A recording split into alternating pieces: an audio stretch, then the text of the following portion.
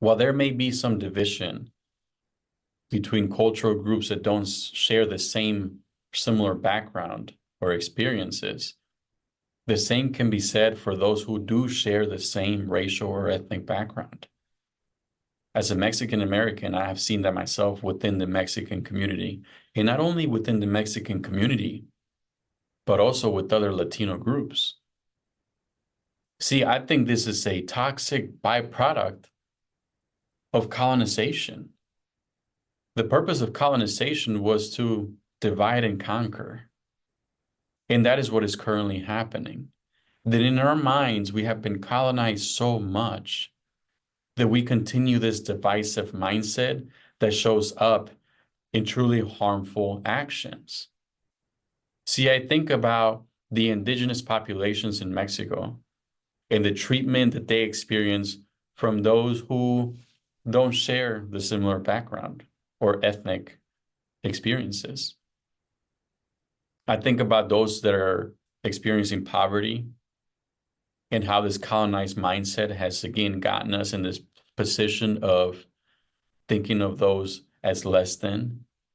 I also think about the patriarchal way that colonization has created for us and the systems that show up in rejecting anything that's outside of heteronormative practices. See, I'm a big believer that we don't come out of the womb. We're not born with that mindset. Instead, we are socialized to view stuff like this, to view each other in a way that instead of looking at, again, our uniqueness and our differences as connecting, we see them as threats and as things that could potentially cause more of a division than a true connection. I, as a Mexican American, have had to do my own work. I've had to analyze my own toxic groundwater to be able to see how is this impacting me? How does this impact my true, most authentic self? Because I know that my socialization, negative socialization, has placed a lot of things into my mind that I know they do not align with my soul, but I've allowed them to. So it's this process of internal analyzation and internal investigation that has allowed me to create a better connection with those that not only share a similar background, but they actually may have different mindsets.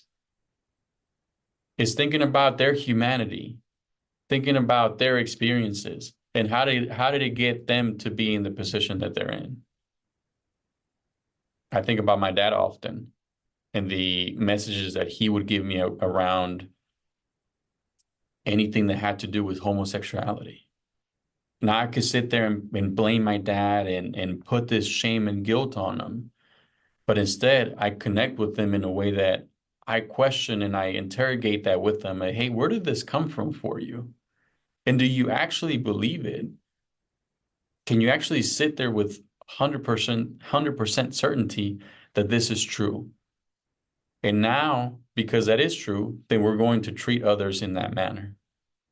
And it has gotten me to this place of actually being able to see my father through that lens of humanity and being able to create peace with them that has allowed me to connect better with them.